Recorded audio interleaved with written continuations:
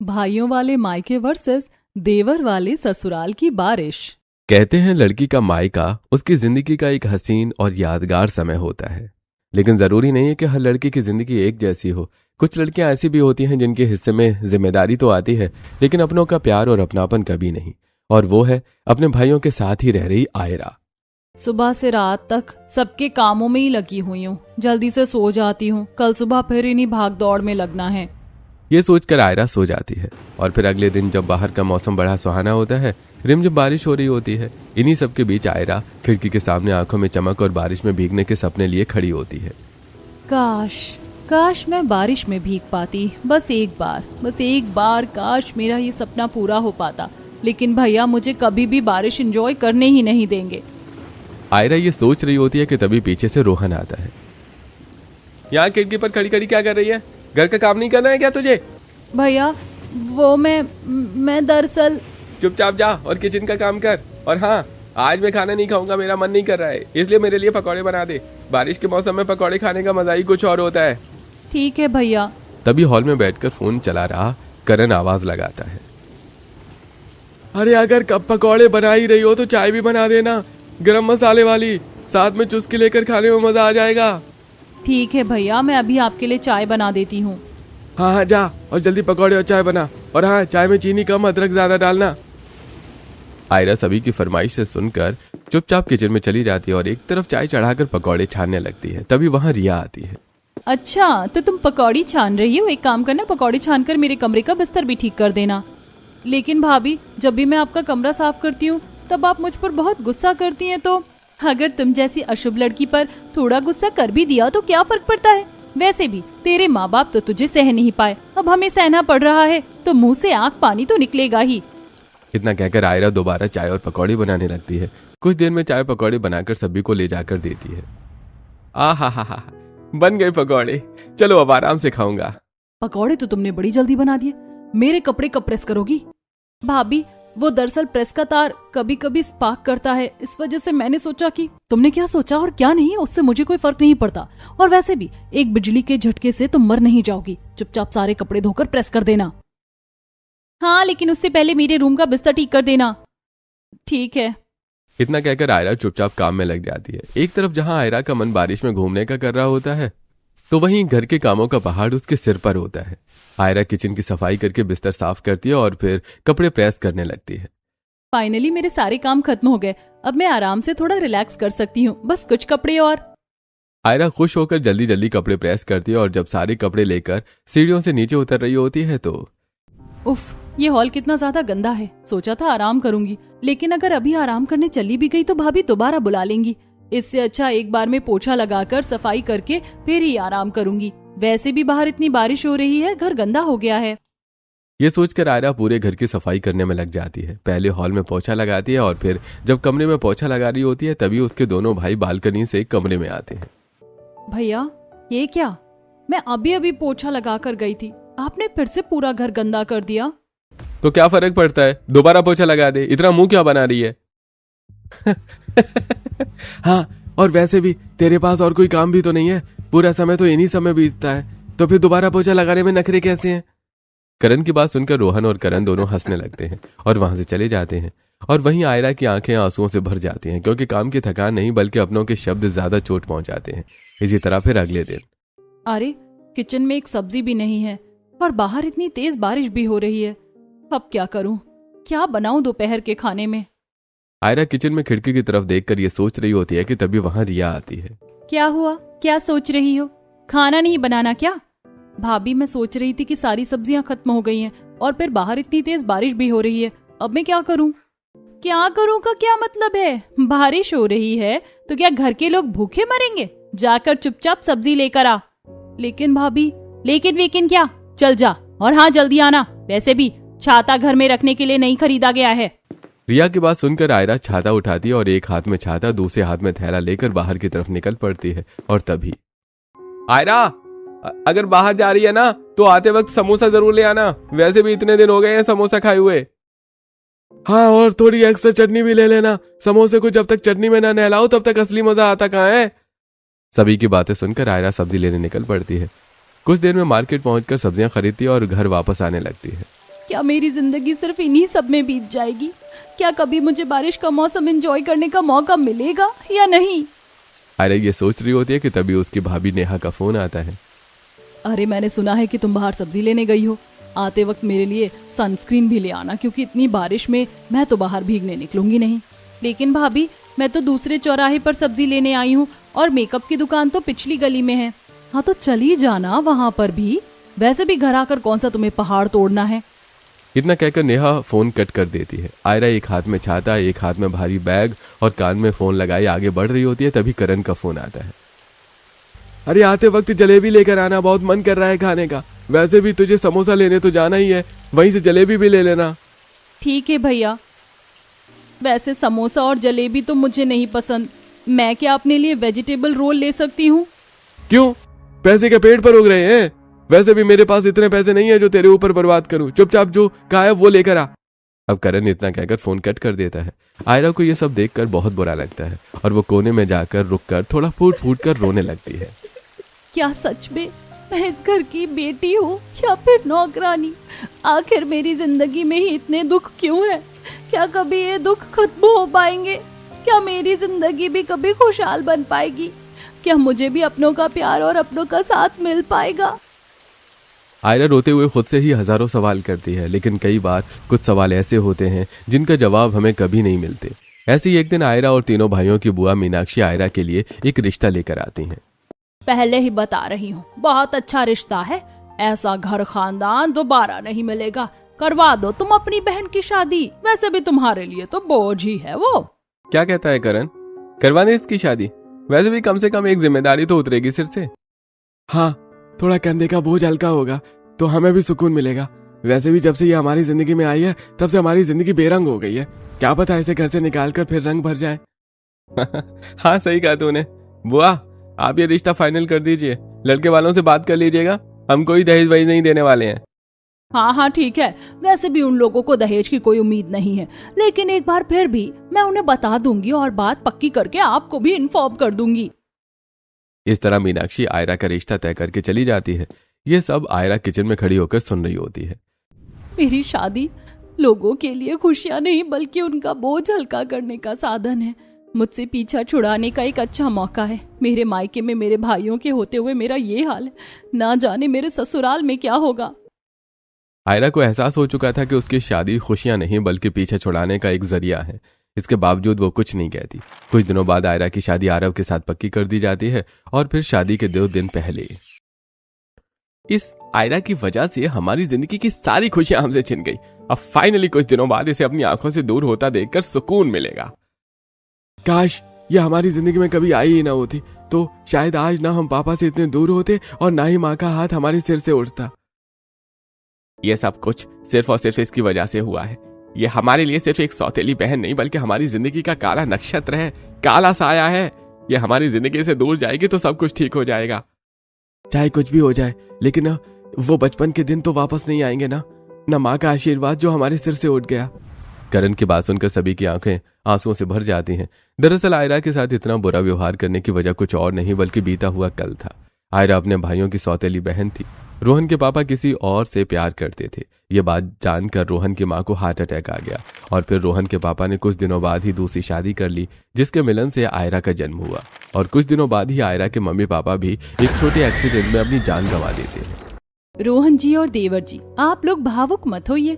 अब बस कुछ ही दिन बचे हैं। एक बार आयरा घर से चली जाएगी तो आप लोगों के दुख भी कम हो जाएंगे। हाँ, और शायद बीता हुआ कल दोबारा कभी याद भी ना आए। नेहा और रिया अपने अपने पतियों को सांत्वना देती हैं और फिर कुछ दिनों बाद आयरा की शादी रीति रिवाज के साथ आरव से होती है। दोनों मंडप में बैठे और रस्में शुरू की जाती हैं। रस्में पूरी हुई, अब दूल्हा दुल्हन फेरों के लिए खड़े हो। आयरा, तुम्हारा ध्यान कहाँ है? खड़ी हो। हाँ हाँ, अभी हुई। आयरा आरव के साथ फेरों के लिए खड़ी होती है और फेरे लेकर शादी संपन्न करती है। आयरा शादी तो कर लेती है लेकिन उसके दिल की उलझन अभी तक सुलझती नहीं है। कुछ देर बाद आयरा विदा होकर अपने ससुराल पहुंचती है। नया परिवार, नए लोग, क्या मैं यहाँ एडजस्ट कर पाऊंगी? जब मेरे अपनों ने मुझसे नफरत की तो क्या ये पराये मुझे अपनाएंगे? क्या यहाँ मुझे मेरे अपनों का प्यार मिलेगा? आयरा नया परिवार और नए लोग देखकर मन ही मन ओवरथिंक कर रही होती है। तभी शीतल हाथों में आरती की थाल लेकर आती है। क्या हुआ बहू, क्या सोच रही हो? चलो अब दाहिने पैर से कलश गिराकर गृह प्रवेश करो। ये घर तुम्हारे स्वागत के लिए कब से इंतजार कर रहा है। हाँ भाभी, जल्दी गृह प्रवेश कीजिए, वरना आपके गृह प्रवेश होने से पहले तो माँ हमें सोने भी नहीं देंगी। हाँ, न जाने कब से जगा रखा है हमें, अब गृह प्रवेश कीजिए। सभी की बातें सुनकर आयरा गृह प्रवेश करती है और आरव के साथ कमरे में चली जाती है। हे भगवान, नया परिवार, नए लोग, मुझे कुछ समझ में नहीं आ रहा। क्या यहाँ पर मेरी जिंदगी मेरे मायके से भी ज्यादा बदतर होगी? आयरा ये सोच रही होती है कि तभी अचानक दरवाजा खुलता है और वो डर जाती है और तभी तीनों देवर आगे बढ़ते हैं। आप लोग? अरे अरे भाभी, हम तो बस आपसे मिलने आए हैं, कोई पूछताछ करने थोड़े ना आए हैं जो आप इतना डर रही हैं। वो दरअसल भाभी, आपकी शक्ल देखकर ऐसा लग रहा है कि आप अपने ससुराल में नहीं बल्कि किसी बोर्ड एग्जाम में। अरे वही तो, हम तो बस ये बताने आए हैं कि आपके आने के बाद घर में हमारी इज्जत मानो खत्म ही हो गई है। क्या मतलब? यही कि आपके आने के बाद घर में सबकी जुबान पर बस आपका ही नाम है, हमें तो जैसे मानो सब भूल ही गए हों। हाँ, और मानो हमें दूध में पड़ी मक्खी की तरह निकाल कर फेंक दिया है। ये सुनते ही सभी हंसने लगते हैं और आयरा के चेहरे पर भी मुस्कान आ जाती है। वो कहते हैं ना, एक सच्ची मुस्कान बरसों के दर्द को मिटा सकती है। आयरा के साथ भी कुछ ऐसा ही होता है। वो ओवरथिंक करना छोड़कर सो जाती है और फिर अगली सुबह जल्दी जल्दी उठ जाती हूँ, बहुत सारे काम करने हैं। आज तो मेरी पहली रसोई भी है। मायके में इतनी रोक टोक थी, न जाने ससुराल में क्या होगा। ये सोचकर आयरा जल्दी नहा धोकर किचन में पहुंचती है, जहां वो अपने देवर विवान को सब्जी काटते, रियांश को आटा गूंथते और युवान को बर्तन धोते देखती है और हैरान रह जाती है। अरे भाभी, आप कब आई? वो दरअसल। क्या हुआ भाभी, आप कहाँ खो गई? अरे कहीं मेरी ये उबड़ खाबड़ कटी सब्जी देखकर आप हैरान तो नहीं रह गई? अरे नहीं, बल्कि मैं तो ये सोच रही थी कि ये सब तो मेरा काम है, आप लोग क्यों कर रहे हैं? मेरी वजह से आप सब क्यों परेशान हो रहे हैं? भाभी, इसमें परेशान होने वाली क्या बात है, हम तो बस आपकी मदद करवाना चाहते थे। हाँ, और फिर ये कौन सी किताब में लिखा है कि घर के काम सिर्फ औरतों के या फिर बहू के होते हैं? खाना हम भी खाते हैं तो मदद तो हम भी कर सकते हैं ना। काश ये बात कभी मेरे मायके वाले भी समझ पाते। क्या हुआ भाभी, हमने कुछ गलत कह दिया क्या? आप रोने क्यों लगी? आपकी आंखों में आंसू क्यों आ गए? भाभी, हमारी बात बुरी लग गई है क्या आपको? हमें माफ कर दीजिए। नहीं, ऐसी बात नहीं है, मैं तो बस कुछ सोचने लगी थी। क्या? यही कि जरूरी नहीं है कि लोग अपने हों, बल्कि जरूरी तो ये है कि अपनों जैसा प्यार और इज्जत देने वाले हों। भाभी, आपने क्या कहा? हमारे छोटे से दिमाग के ऊपर से उड़कर चला गया। खैर, आप ये सब छोड़िए, जाकर टेबल पर बैठिए, हम अभी खाना सर्व करते हैं।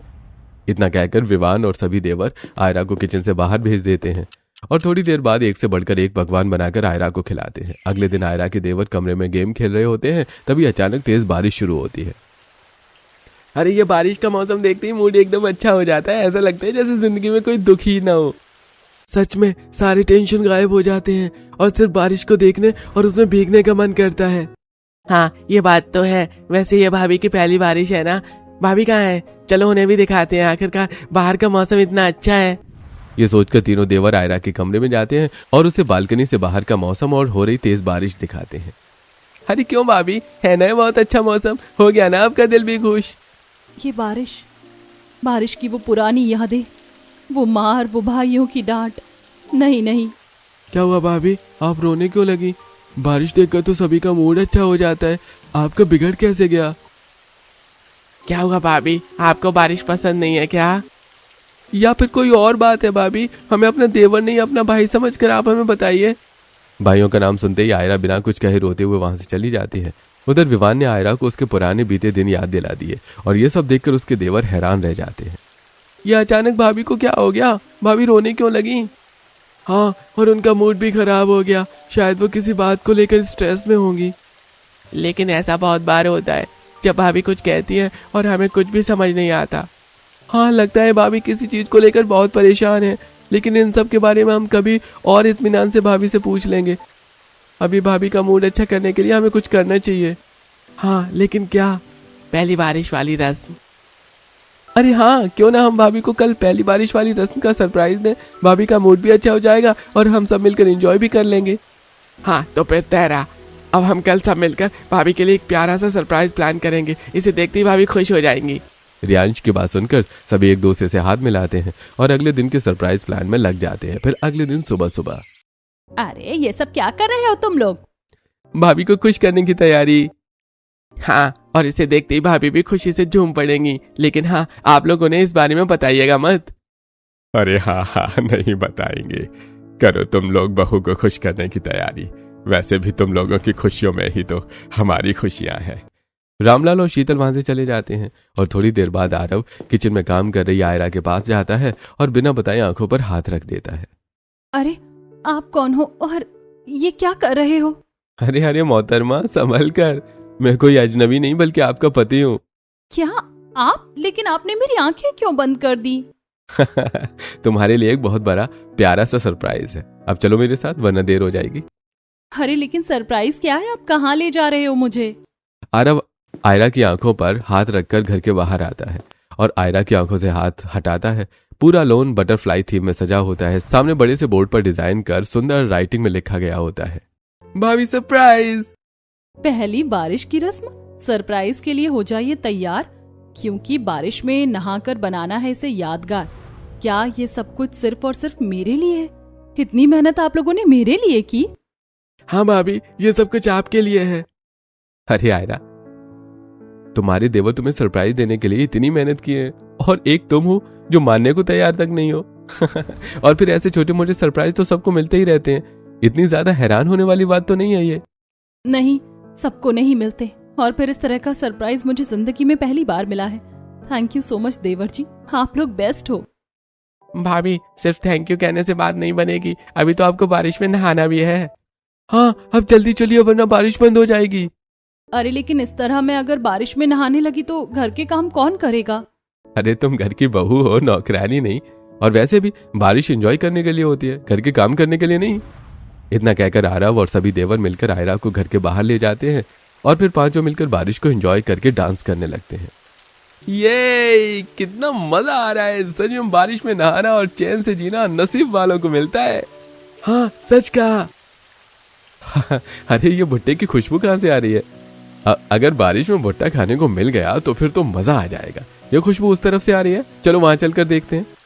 सभी बारिश में खूब एंजॉय करते हैं, डांस करते हैं, भुट्टा खाते हैं और साथ ही आयरा भी अपने सारे दुखों को भूलकर बारिश में डांस करना शुरू कर देती है। समय बीतता है, पूरा परिवार एक साथ एंजॉय करता है और थोड़ी देर बाद जब बारिश रुकती है तो सभी वापस हॉल में आते हैं। अरे अरे संभल कर देखो, अगर तुम लोगों ने मिलकर घर गंदा किया तो मैं तुमसे घर साफ करवाऊंगी। हाँ हाँ, बहू को खुश करने के नाम पर घर गंदा मत करो तुम सब मिलकर। अरे पापा, हमें इस तरह घर गंदा करके क्या मिलेगा? और वैसे भी ये सब कुछ तो हमने भाभी के लिए किया है। हाँ, वैसे पहली बार भाभी के साथ बारिश में भीगकर कितना मजा आ गया ना। मेरा तो पहली बार था, सच में आज का दिन मेरे लिए बहुत यादगार है। ये सुनकर आयरा भावुक हो जाती है और उसकी आंखें आंसुओं से छलछला उठती हैं और आयरा अपने पति और देवर से एक साथ गले मिलती है।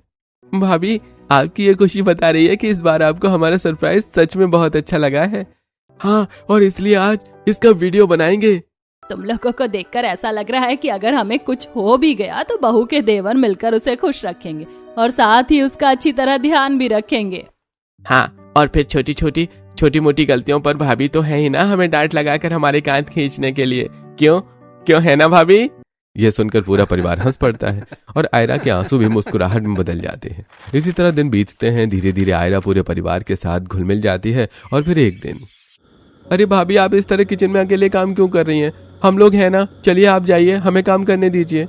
अरे नहीं देवर जी, इतने दिनों से आप लोग भी तो मेरे हिस्से का काम कर रहे हैं, आज मैं काम करूंगी। भाभी, हम काम आपके हिस्से का नहीं बल्कि आपके लिए करते हैं। और वैसे भी बाहर का मौसम देखे कितनी तेज बारिश हो रही है। हम अभी पकौड़े बनाते हैं और फिर बैठकर आराम से खाएंगे। अरे लेकिन भाभी, हमने कहा ना हम सब कुछ कर देंगे, आप जाइए, हमें अपना काम करने दीजिए। तीनों देवर आयरा को बालकनी में भेज देते हैं और खुद गर्मा गर्म चाय के साथ पकौड़े बनाकर बालकनी में बैठी आयरा के पास ले जाते हैं। क्या इतनी मेहनत सिर्फ मेरे लिए? ये सारे पकौड़े आपने मेरे लिए बनाए हैं? भाभी जी, बनाए तो आपके लिए ही है, लेकिन अब थोड़ा हमें भी दे दीजिए। अब इतने पकौड़े आप अकेले थोड़े ना खाइएगा। इसकी आदत कभी नहीं जाएगी। किचन में पकौड़े बनाते वक्त आधे पकौड़े तो खा गया और अब देखो भाभी से भी मांग रहा है। इसके सामने तो 4 मुंह वाला राक्षस भी फेल है। अरे अभी बस करो, मेरे प्यारे छोटे देवर को तुम लोग इस तरह ताना मारते हो। रियांश, तुम्हें जितने पकौड़े खाने हैं खाओ। ये सुनते ही रियांश अपने दोनों हाथों में पकौड़े लेकर भाग जाता है और प्लेट खाली हो जाती है। देख लिया भाभी, लापरवाही का नतीजा। एक पकौड़ा नहीं छोड़ा इस बंदर ने आपके लिए। और दीजिए इसे पकौड़े। हमारी मेहनत तो बर्बाद हो गई। आधे पकौड़ी ये बनाते वक्त खा गया और आधे छीन ले गया भाभी से। ये सब देखकर आयरा जोर जोर से पहली बार खुलकर हंसने लगती है। इस बार उसकी हंसी में सिर्फ दिखावा नहीं बल्कि खुशियां और अपनापन होता है। अब इसी तरह आयरा अपने देवर और पति के साथ एंजॉय करने लगती है। तभी एक दिन, सच में तुम लोगों की वजह से बहू कितनी खुश रहती है। अब लगता है मैंने 3 बंदर नहीं बल्कि 3 जोकर पैदा किए हैं जो बहू को दिन भर हंसाते रहते हैं। सही कहा। वैसे भी इन नमूने के पास और काम ही क्या है। वैसे अगर तुम लोग आयरा के लिए इतना सब कुछ करते हो तो कुछ ऐसा सोचो जिससे तुम्हारी भाभी हमेशा के लिए उस दर्द से निकल जाए तो जो उसे अतीत में सहना पड़ा था। भैया मैं भी यही सोचता हूँ, आखिरकार वो कौन सी बात है जिसे याद करते ही भाभी की आंखें नम हो जाती हैं और उनकी खुशियां आंसुओं में बदल जाती हैं। हाँ, अब तो हमारी जिंदगी का मकसद भी यही है। जब तक भाभी को उस दर्द से बाहर नहीं निकालते तब तक हम चैन से नहीं बैठेंगे।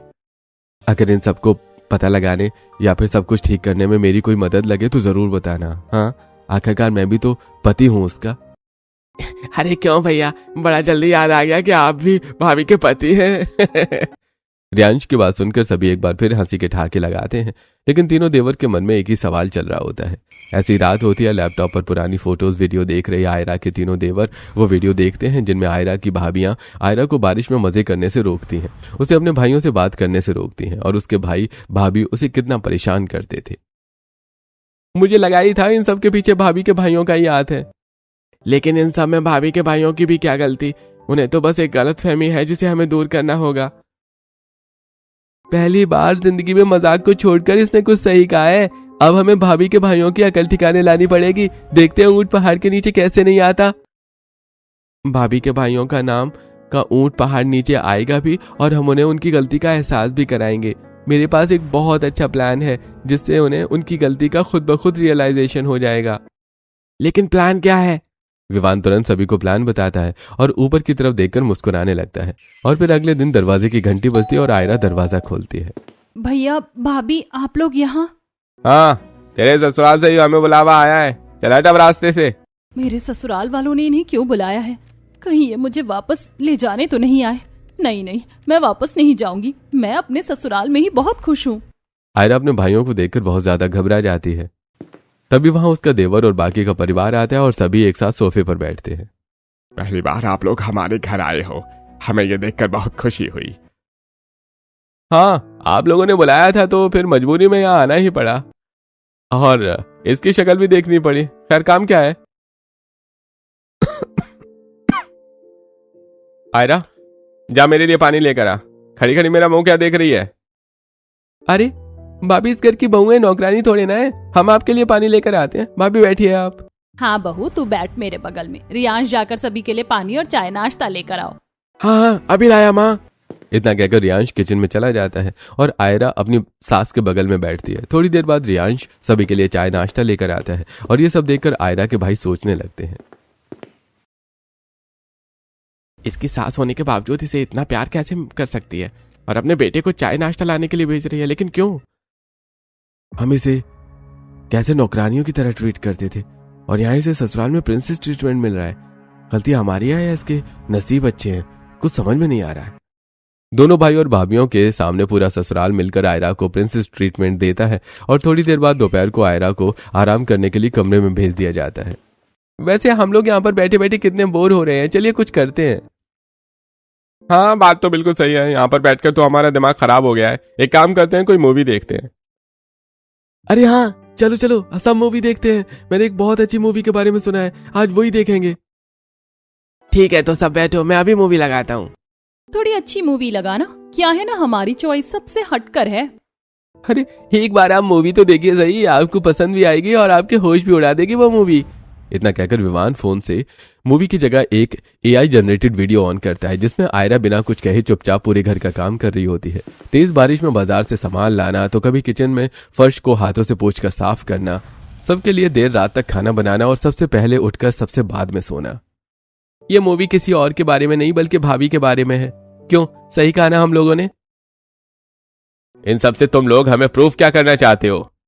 यही कि जिंदगी कितने खेल खेलती है, जिसमें हमें प्यार और अपनेपन की उम्मीद हो वही अक्सर चोट पहुंचा देते हैं, और जिन्हें हम जानते भी नहीं उनसे सुकून मिलता है। इतना कहकर युवान तुरंत दूसरी वीडियो प्ले करता है जो आयरा की कुछ महीने पहले की होती है। कभी झूमकर डांस कर रही होती है, कभी बेड पर बैठकर पकौड़े खा रही होती है, तो कभी अपने ससुराल के साथ खुलकर हंस रही होती है। कभी सास के हाथ से खाना, तो कभी देवर के हाथों की टेढ़ी मेढ़ी रोटियां, कभी पति के साथ बाहर घूमने जाना, तो कभी देवर के साथ घर में मस्ती करना, मानो जैसे ये आयरा नहीं बल्कि कोई और ही हो। और इस तरह एक ही वक्त पर दो तरह की जिंदगियां देखकर सभी की आंखें नम हो जाती हैं। हमने आयरा पर कितने जुल्म किए, उसको कितना तड़पाया, और जो गलती आयरा ने की ही नहीं उसकी सजा हमने उसे दी। आखिरकार माँ बाप तो आयरा ने भी खोए थे ना, तो फिर इंसाफ की लड़ाई सिर्फ हमारी कैसे? हमने जिस गलती की सजा आयरा को दी, क्या वो गलती आयरा की थी? हमने तो अपना बचपन फिर भी माँ के आंचल में बिताया, आयरा को तो वो भी नसीब नहीं हुआ। कई बार हमें जो दिखता है वो सच नहीं होता। जरूरी नहीं है कि हर बार मन की सुनी जाए, काफी बार दिल भी सही फैसला लेता है। हर एक लड़की की जिंदगी में उतार चढ़ाव आता है, लेकिन उसका यादगार वक्त उसका मायका होता है। जब वहीं से उसे दर्द मिले तो क्या उस लड़की की आगे की जिंदगी कभी खुशियों से बीत सकती है? सभी की बातें सुनकर रोहन और करण को अपनी गलती का एहसास होता है और वो तुरंत कमरे में बैठी आयरा के पास जाते हैं और सभी के सामने माफी मांगते हैं। आयरा, हमें माफ कर दो, हमसे बहुत बड़ी गलती हो गई। जो गलती तुमने की ही नहीं, हमने उसकी सजा तुम्हें दी। इतना बुरा व्यवहार किया, झाड़ू पोछा से लेकर तानों की बारिश तक, हर तरह से हमने तुम पर अत्याचार किए। और आज इतने सालों बाद जाकर सच्चाई का आईना हमारे सामने आया है, तुम्हारे देवर की वजह से। हमने सिर्फ तुम्हें दर्द दिया, लेकिन आज दर्द को महसूस करते हुए भी देखा है तुम्हें। हो सके तो अपनी दोनों भाभियों को भी माफ कर दीजिएगा। तुम्हारे भैया के साथ हमने भी तुम पर बहुत अत्याचार किए, लेकिन अब से तुम हमारी ननद नहीं बल्कि बहन हो। और हमारी सौतेली बहन नहीं बल्कि हमारी जान। काश ये सब कुछ आप लोगों को पहले समझ आ जाता। इतना कहकर आयरा सभी के गले लगकर रो पड़ती है और दूर खड़े उसके देवर आंखों में चमक लिए अपने भाभी की खुशियां देखकर खुशी से झूम उठते हैं और आयरा का पूरा परिवार उसे वापस मिल जाता है। फिर शाम को तेज बारिश के बीच गार्डन में सभी साथ बैठे होते हैं। एक बात तो है, बारिश का मजा सबके साथ ही आता है। अकेले तो बारिश का मौसम भी अधूरा लगता है, और खास करके जब अपने सच में अपने हो और उनके लिए दिल में सिर्फ प्यार हो, ना कि कोई तकरार या शिकायतें। बात तो बिल्कुल सही है। वैसे आज से हमारी बहन हमारी आंखों का तारा और अपने ससुराल की महारानी है। अरे नहीं, भाभी महारानी नहीं है, अपने ससुराल की। देवर जी। हाँ भाभी, आप अपने ससुराल की महारानी नहीं बन सकती, क्योंकि महारानी को भी दुख झेलने पड़ते हैं और हम आपको कभी दुखी नहीं देख सकते। इसलिए आप अपने ससुराल की राजकुमारी हैं, जो जिम्मेदारियों के भार में अपनी ख्वाहिशों पर रोक नहीं बल्कि जिंदगी को खुले आसमान की तरह जीती हैं। मतलब आज से भाभी राजकुमारी हैं? नहीं, क्योंकि हमारी बहन पहले से ही राजकुमारी थी, बस हमारी आंखों पर पट्टियां बंधी थी। आज तुम सबने हमें आईना दिखा दिया है। हाँ, और आज के बाद हमारी बहन पर हम कोई आंच नहीं आने देंगे। इस बारिश को लेकर उसके मन में जितनी पुरानी दर्द भरी यादें हैं उसे हमेशा के लिए मिटा देंगे। सभी की बातें सुनकर आयरा खुशी के आंसू रो पड़ती है और उसके बाद खुशी खुशी अपने ससुराल में रहने लगती है। वो कहते हैं ना, अक्सर हम जिनसे हजारों उम्मीद लगाए बैठे होते हैं वही धोखा देते हैं और गैर अपने बन जाते हैं। आयरा के साथ भी यही हुआ। मायके में आयरा को भाई तो मिले थे, लेकिन ससुराल में उसे भाईचारा भी मिला।